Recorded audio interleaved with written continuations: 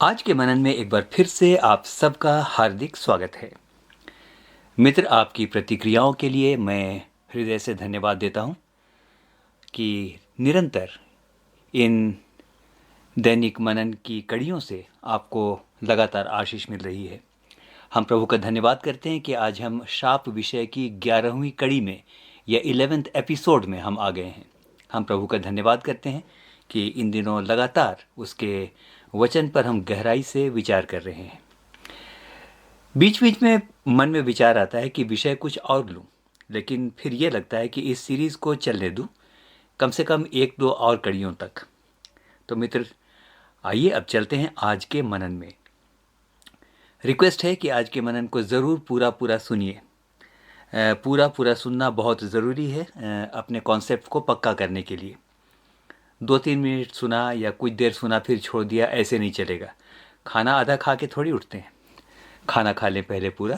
अब प्रभु आपके आत्मिक स्वास्थ्य को बढ़ाएगा। मित्र, आज का हमारा विषय होगा भूमि पर पड़ने वाले शाप, कर्सेस ऑन द लैंड। यह मनन विशेषकर उनके लिए बहुत लाभकारी होगा जो खेती बाड़ी करते हैं, लेकिन साथ ही साथ हम सबके लिए भी एक नया दृष्टिकोण लेकर आएगा, ऐसा मेरा मानना है। तो मित्र, आइए चलते हैं आज के पद की ओर। और आज का पद जो मैंने चुना है विचार के लिए, विचारों के मंथन के लिए, वो पाया जाता है उत्पत्ति 3 और उसका 17वां पद, उसका पार्ट बी यानी लेटर पार्ट मैं आपके लिए पढ़ूंगा। यहाँ लिखा है, जिस फल के विषय में मैंने तुम्हें आज्ञा दी थी कि तू उसे न खाना, उसको तूने खाया है, इसलिए भूमि तेरे कारण शापित है। तो उसकी उपज जीवन भर दुख के साथ खाया करेगा। मित्र, इस पद में हम पाते हैं कि परमेश्वर ने आदम से बातचीत करते हुए जब उसने आदम को शाप दिया तो एट द सेम टाइम उसने भूमि को भी शापित ठहराया। इसलिए यहां पर लिखा है, भूमि तेरे कारण शापित है। तो यदि परमेश्वर के वचन के अनुसार देखें तो ये भूमि पर या जमीन पर या मिट्टी पर पड़ने वाला पहला शाप था। आइए मित्र, शुरू में बड़ा मामूली लगता है कि भूमि ठीक है, शापित है, ओके, फिर भी खाने पीने के लिए तो मिल जाता है, हमारे जीवन से उसका क्या संबंध है? ऐसा नहीं मित्र, आइए इस शाप की भयंकरता को ठीक से समझें। तो सबसे पहली बात मित्र, 18वें पद में वचन कहता है, यानी अभी हमने 17वां पढ़ा था, 18वें पद में वचन कहता है, भूमि तेरे लिए कांटे और ऊंट कटारे उगाएगी। इससे क्या समझ में आता है मित्र? इससे यह साफ साफ समझ में आता है कि भूमि पर कांटे और ऊंट कटारे शाप के आने से पहले नहीं थे, ये शाप के आने के बाद से उगने लगे। इसका मतलब इससे पहले कांटे नहीं थे। परमेश्वर ने पृथ्वी को बहुत सुंदर और आनंददायक बनाया था। तो पहली बात ये क्लियर हुई, शाप जब आया तो कांटे भी आए। दूसरी बात मित्र, इससे पहले आदम सभी जानवरों के साथ बड़े आराम से प्रेम पूर्वक रहता था और उनका नाम रखता था। उत्पत्ति की पुस्तक में ही आपको वर्णन मिलेगा कि तब परमेश्वर सभी पशुओं को आदम के सामने ले आया और उसने उसको एक काम दिया कि सभी जानवरों का वो नाम रखे। वो उनका नाम रखता था, वो उनके साथ बड़ी रिफाकत में, बड़ी संगति में रहा करता था। लेकिन अब भूमि पर शाप आने के बाद क्या हुआ? इन जानवरों की प्रवृत्ति भी हिंसक हो गई। जो पहले हिंसक नहीं थे, बाद में हिंसक हो गए। इसके बाद की एक बात और देखते हैं, और एक विशेष बात कि इस शाप की भयंकरता को देखें। सर्प अब पेट के बल रेंगने लगा, क्योंकि परमेश्वर ने उसे शाप देते हुए कहा था, अब से तू पेट के बल रेंगा करेगा, या पेट के बल अब तू चला करेगा। तो संभवतः हवा के पास वो रेंगता हुआ नहीं आया था, वो चलकर आया था। He was a very handsome being. लेकिन मित्र, आज के मनन की सबसे जरूरी बात ध्यान दीजिएगा। सबसे जरूरी बात आज के मनन की यह है कि परमेश्वर ने भूमि या मिट्टी को शाप दिया था और कहा था, भूमि तेरे कारण शापित है। हम सब जानते हैं कि आदम भी भूमि या मिट्टी से ही बनाया गया था। इसलिए जब मिट्टी या भूमि को परमेश्वर ने शाप दिया तो यह शाप पूरा का पूरा आदम पर ट्रांसफर हो गया, क्योंकि आदम भी मिट्टी से ही बनाया गया था।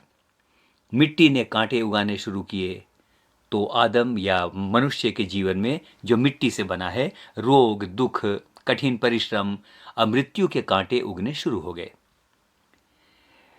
मित्र, ऐसा कोई नहीं है जिसके जीवन में कोई कांटा ना हो। कोई ना कोई कांटा तो है ही। हम मिट्टी से बने हैं ना, हम भूमि से निकाले गए हैं। इसलिए भूमि के शापित होने के कारण जब ऊंट कटारे और कांटे उगने लगे, तो क्योंकि हम भी भूमि से निकले हैं, हमारे जीवन में भी कांटे उगते हैं, हमारे जीवनों में भी कांटे बने रहते हैं। तो एक बात अब सिद्ध हो गई कि हम सबके जीवनों में कांटे हैं। ओके, लेकिन एक सवाल है कि क्या इन कांटों का कोई इलाज है, या सिर्फ हम इसी प्रकार की कमेंट्री करते रहेंगे, बातचीत करते रहेंगे? बातों से क्या होता है? क्या इन कांटों का कोई इलाज है? मुद्दे की बात पर आते हैं। सवाल है कि इन कांटों के अभिशाप को कैसे दूर किया जा सकता है। मित्र, इस बात के पीछे एक गहराई है, सुनेंगे। मत्ती 27 और उसके 29 में लिखा है, ये उस समय की घटना है जब यीशु को क्रूस पर चढ़ाया गया था। और यहां पर लिखा है कि और उन लोगों ने कांटों का मुकुट गूंथ कर उसके सर पर रखा और उसके सामने घुटने टेक कर उसे ठट्ठों में उड़ाने लगे। हम यहां पर यीशु की बात कर रहे हैं। शैतान चाहता था कि उसके सर पर कांटों का मुकुट रखकर उसे और सताया जाए, उसका मजाक बनाया जाए। लेकिन मित्र, मैं विश्वास करता हूं कि जैसे ही कांटों का मुकुट उसके सर पर रखा गया, जब कांटों के मुकुट को रखकर जोर से उन्होंने दबाया होगा, ऑब्वियसली लहू निकला। तो जैसे ही कांटों का मुकुट उसके सर पर रखा गया और लहू निकला, उस पवित्र लहू के कांटों में लगते ही कांटों का सब शाप हमेशा हमेशा के लिए टूट गया। मैं परमेश्वर का धन्यवाद करता हूं मित्र। उसका लहू, सच्चाई तो यह है कि उसका पवित्र बलिदान का रक्त हमारे जीवनों के सभी कांटों का निराकरण है। रिपीट करूं, उसका पवित्र रक्त हमारे जीवन के सभी कांटों का निराकरण है। आइए मित्र, अब भूमि के शाप को एक और नए दृष्टिकोण में देखें, एक नए दृष्टिकोण से देखते हैं। उत्पत्ति 4 और उसके 11 और 12 में हम दुनिया के इतिहास में हुई पहली हत्या की घटना के बारे में पढ़ते हैं। आप जानते हैं कि आदम के बड़े बेटे कैन ने अपने छोटे भाई हाबिल को मार डाला था। सुनिए, वचन के द्वारा परमेश्वर कैन को क्या कह रहा है। After he murdered his brother, क्या कह रहा है सुनिए। ऐसा लिखा है, इसीलिए अब भूमि ने, जिसने तेरे भाई का लहू तेरे हाथ से पीने के लिए अपना मुंह खोला है, उसकी ओर से तू शापित है। अब चाहे तू भूमि पर खेती करे तो भी उसकी पूरी उपज तुझे न मिलेगी। जी हाँ मित्र, हाबिल का यह एक निर्दोष का लहू बहाने के कारण भूमि शापित हो गई और इसका असर उसकी उत्पादकता या उर्वरता पर भी पड़ा। क्या आपने नोट किया है मित्र कि बहुत से ऐसे स्थान हैं जहां खेती ठीक से नहीं हो पाती है। कितनी भी मेहनत की जाए, कितना भी ट्राई किया जाए, लगाए गए पौधे पनपते नहीं हैं। तो ऐसा क्यों है? Why it is so? Maybe it is because of the curse that is on that soil, on that land. एक बार की घटना है, मैंने इसको किसी किताब में भी मेंशन किया है। एक बार मेरे पास दो भाई आए। वे झारखंड उड़ीसा की सीमा में एक जंगल में बसे गांव में रहते थे। उन्होंने बताया कि उनके खेत के कुछ खेतों में, नोट कीजिए, कुछ खेतों में, सभी खेतों में नहीं, कुछ खेतों में उपज बिल्कुल नहीं होती है, और अगर थोड़ी बहुत होती भी है तो जंगली हाथी आकर उन खेतों की फसल को बर्बाद कर देते हैं। मैंने कहा कुछ खेतों में। उन भाइयों ने बताया कि कुछ खेतों में उपज बिल्कुल नहीं होती है, जबकि आसपास के कुछ खेतों में उपज बहुत अच्छी होती है। भाई, मिट्टी तो एक सी है, जलवायु एक सी है, वातावरण एक सा है, वर्षा एक सी पड़ती है, फिर उपज की मात्रा में फर्क क्यों है? सवाल गंभीर था। बातचीत के दौरान उन्होंने ये बताया कि पहले इस भूमि में हमने सुना है कि उपज बहुत अच्छी होती थी, लेकिन और अच्छी उपज को पाने के लालच में उनके पूर्वजों ने अच्छी फसल पाने के लिए वहां पर नर बलि दी थी, यानी मनुष्य का रक्त वहां पर चढ़ाया था, मनुष्य का खून वहां पर बहाया गया था, उस मिट्टी में डाला गया था।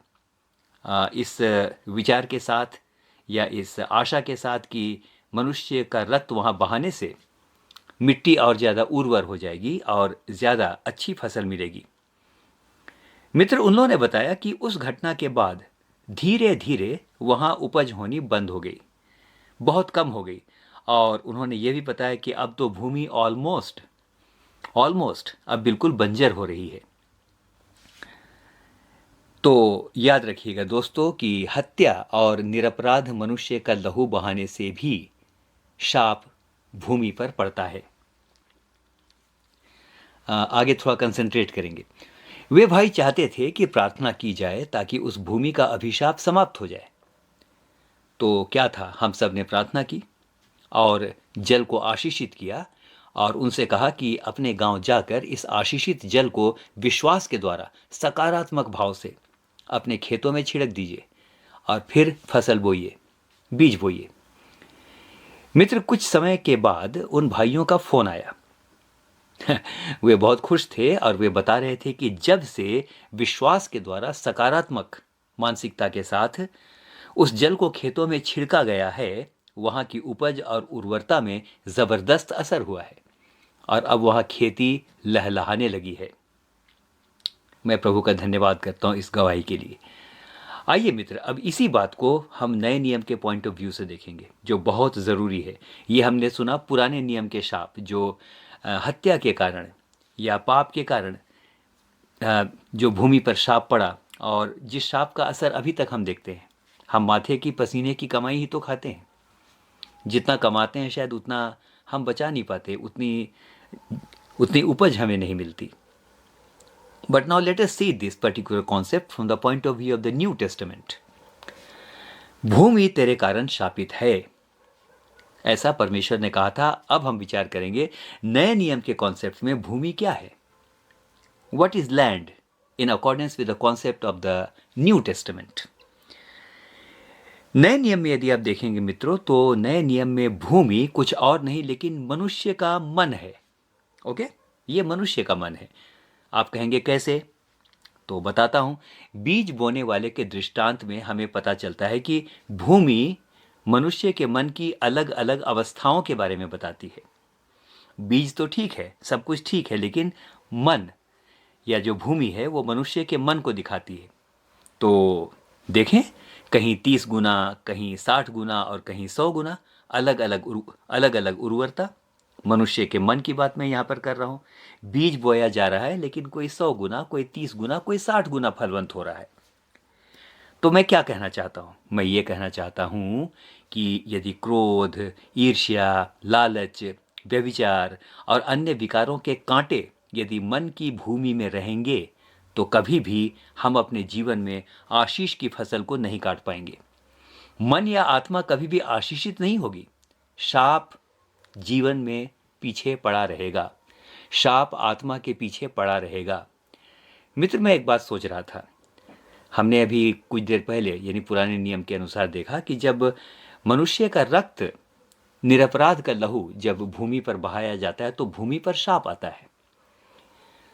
How to explain it from the point of view of the New Testament? How to interpret? एक इंटरप्रिटेशन मैं सोच रहा था, जो कुछ हमारे प्रभु ने कहा उसके आधार पर।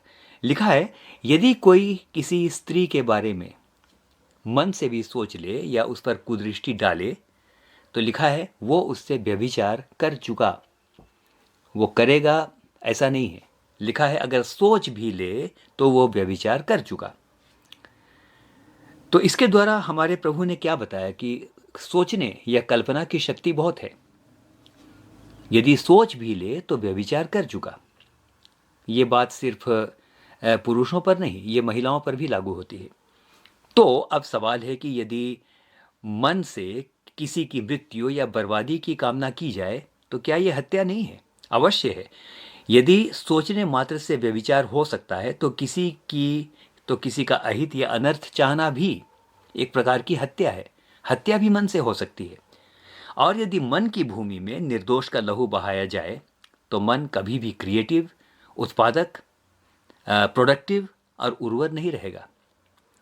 कभी भी मन से आप अच्छी बातों को निकाल नहीं पाएंगे। You will never see I must say a very creative soul, a very creative mind, एक ऐसा मन जो नई नई बातों की रचना करता हो। तो मित्र, इस समय कहना चाहता हूं अब मनन को समाप्त करने का समय है। आइए अपनी खेती बाड़ी की भूमि को पहले प्रार्थना के द्वारा सींचें। खेती बाड़ी की भूमि कितनी भी छोटी जमीन क्यों ना हो, प्रार्थना के द्वारा सींचेंगे ना, वो बहुत उपज देगी। तो ये तो हो गई पृथ्वी की भूमि। हमने आज मन की भूमि भी सीखा ना। तो आइए मन की भूमि को पश्चाताप के द्वारा सींचें और हम पाएंगे कि हमारी आत्मा और मन से सारे अभिशाप चले गए हैं। मन क्रिएटिव हो गया है, मन प्रोडक्टिव हो गया है और हमारे मन की भूमि आशीषित बन गई है। इतनी सारी फसल मन की भूमि से होने लगी है कि न सिर्फ हमें आशीष मिलती है, लेकिन अपने मन के कारण हम दूसरों के लिए भी आशीष का कारण बन गए हैं। तो मित्र, आइए हम प्रभु का धन्यवाद करें और आज एक बात की प्रार्थना करें कि परमेश्वर, यदि हम खेती बाड़ी करते हैं, हमारी कृषि में भी तू आशीष दे। लेकिन आज हम कंसर्न हैं कि हमारे मन की भूमि पर भी, हमारे मन की भूमि से भी सब प्रकार के अभिशापों को दूर कर, ताकि हम बहुतों के लिए आशीष का कारण बन सकें। आमीन। और एक बार फिर से मैं कहता हूं आमीन। मेरे साथ आप भी कहेंगे आमीन।